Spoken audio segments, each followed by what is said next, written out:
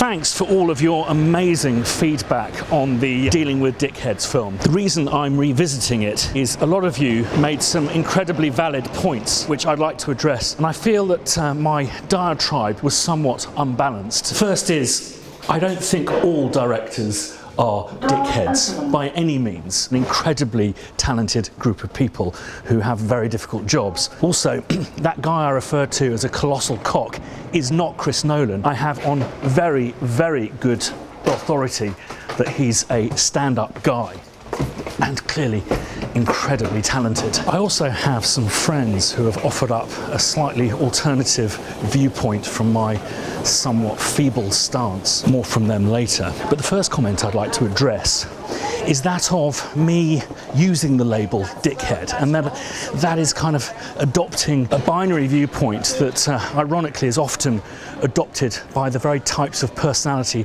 I'm describing. Thank you. You're right.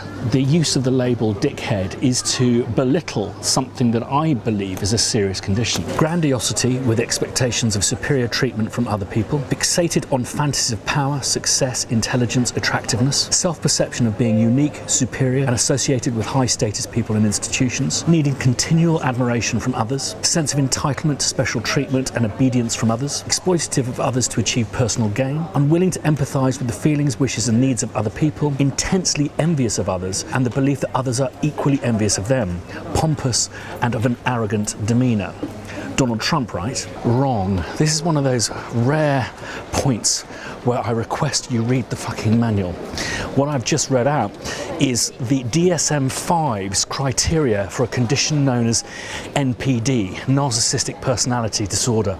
And the DSM-5, the Diagnostic and Statistical Manual of Mental Disorders. Yes, the term dickhead is too puerile a label. What I'm describing is a mental disorder. And whilst there are kind of grumpy dickheads and people with other difficulties like Asperger's and people struggling with the long-term effects of drug and alcohol abuse, then there are the fusspots, the indecisives, spoilt brats, and people who just genuinely don't know. But it's the NPDs you've really got to look out for. For me, NPDs are one of the most malignant personality types. And when I say that, I do say it in a kind of literal sense, in the sense that they can really infect you and change you as a person.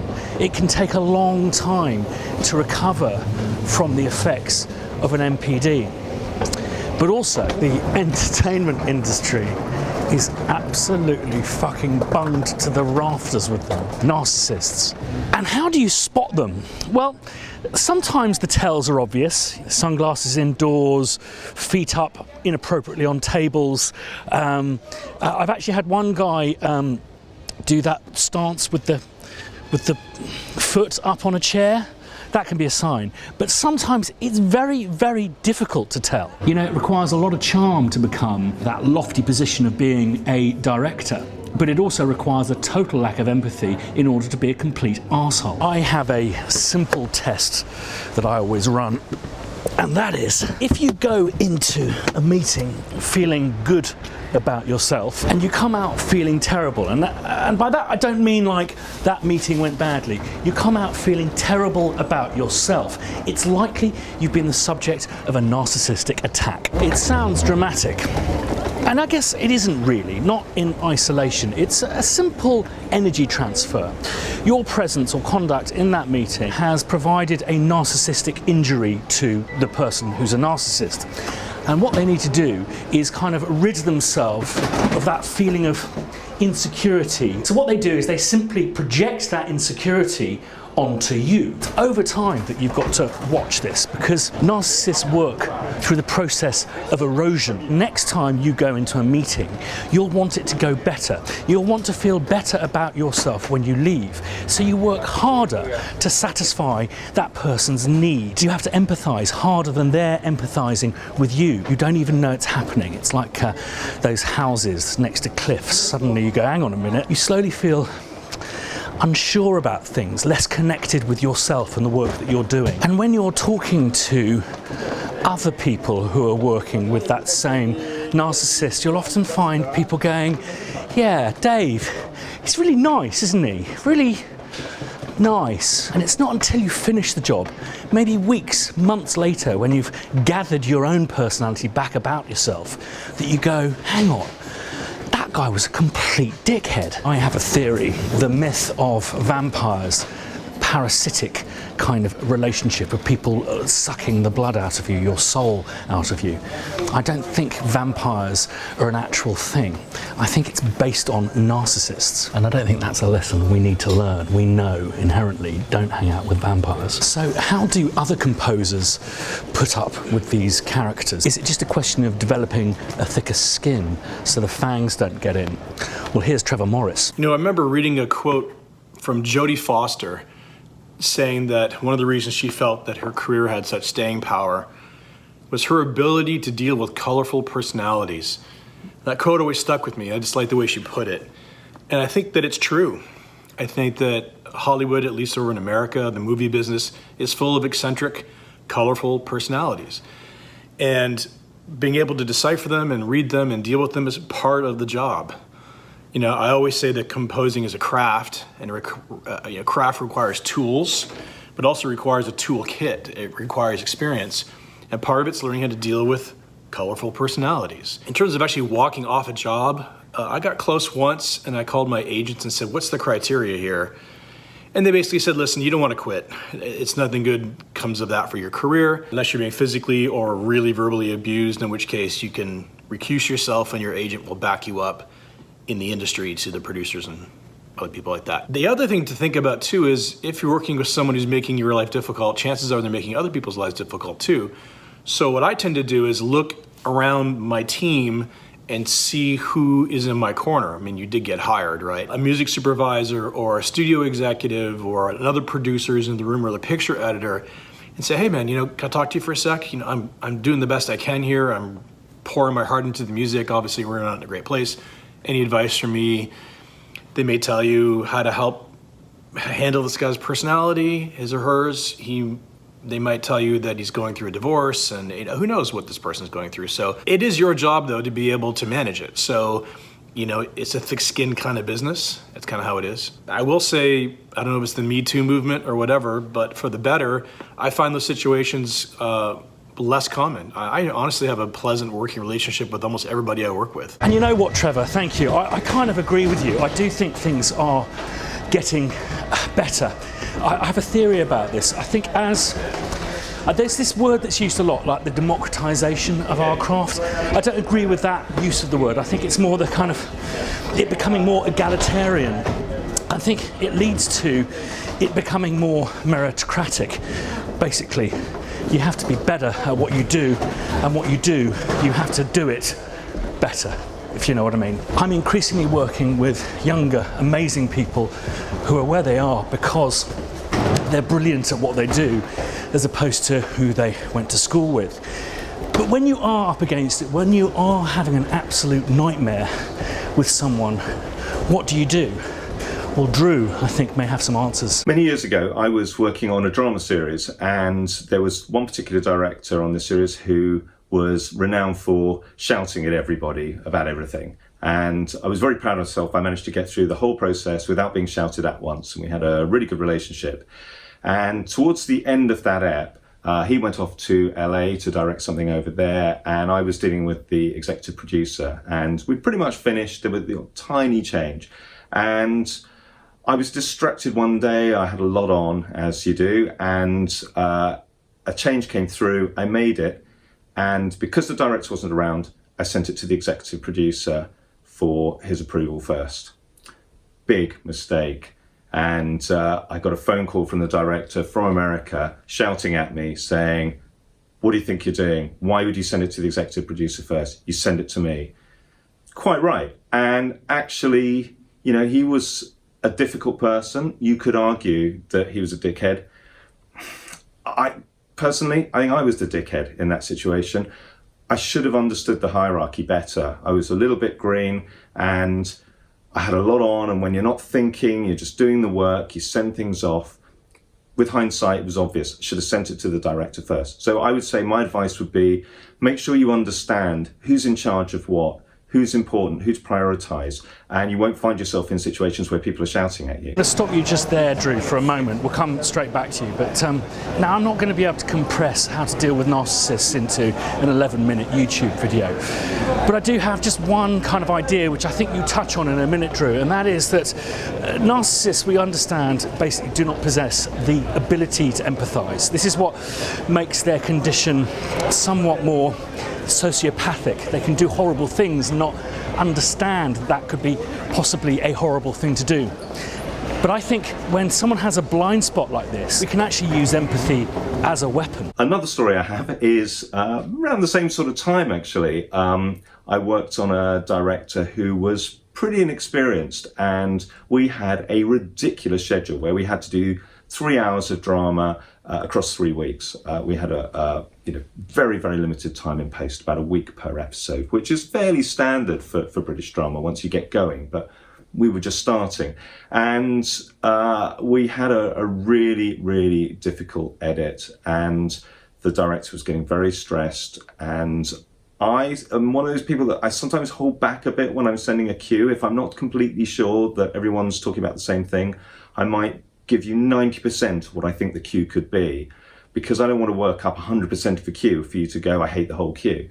So I'm not saying it's a sketch, but it's sort of a sketch. So I got some feedback from this director, which was basically, can you stop sending me things that are 90%? Send them to me when you're happy with them, and then I can judge whether they're any good. And this email that I got was pretty shirty and fairly rude. And I actually remember, I don't know if you remember this, Christian, I actually sent it to you to check me to make sure that it wasn't just me being a bit oversensitive, and it was pretty rude.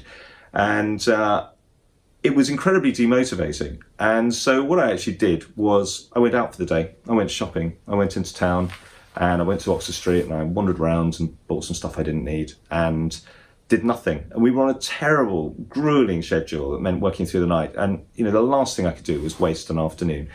But I just wasn't in the right frame of mind. So I went out, I did that, I came back and I got on with the work. I did the work and I just sent it off. I didn't send another email to the director for 10 days. I just did the whole episode, got it out there. I thought at some point this director surely is going to chase me and go, why are you not communicating with me anymore? After about 10 days, he sent me an email saying, thanks for the new music, it's all great. Really appreciate the brevity of correspondence and look forward to the next episode.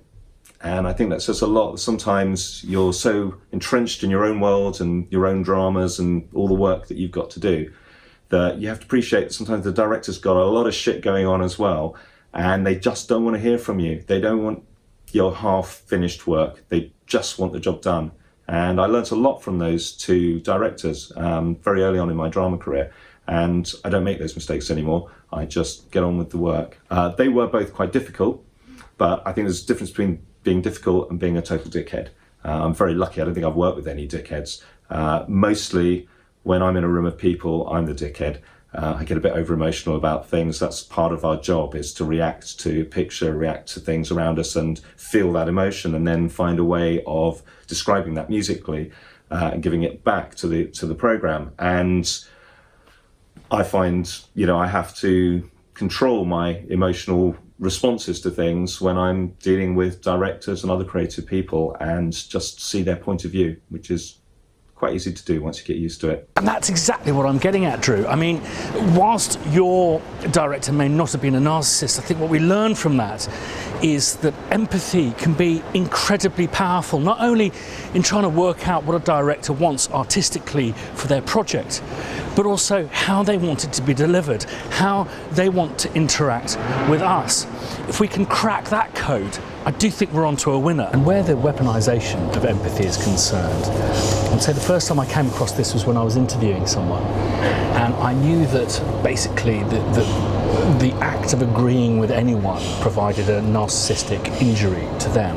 Therefore, they were a contrarian. So I developed an interview strategy that enabled them to say what they wanted to say without also giving themselves a narcissistic injury, a narcissistic scar. This meant if I wanted them to say red, I'd say, but surely blue is your favourite colour. If I wanted them to say, you're never going to retire, I would say, so one day surely you've spoken of retiring. Whilst these may seem like fairly feeble examples of the weaponization of empathy, this really was just a starting point for me. And I do believe that if someone has that blind spot, they cannot empathize with your situation. They cannot therefore know that you are empathizing with them. This is mentalization, another personality trait that narcissists do not possess. If you can empathize and work out what gives them their narcissistic supply, you can provide that, whether that be purposefully leaving in stuff that you know that they will want to get rid of and they will get pleasure from that, whether it be humoring their ideas and simply saying that without that idea of theirs, the score simply wouldn't be where it was. Being able to understand what someone is thinking whilst knowing that they don't know what you're thinking can be, in the right hands, an incredibly powerful tool. Use it wisely. As I said, I can't condense my experience with narcissism into a short YouTube video.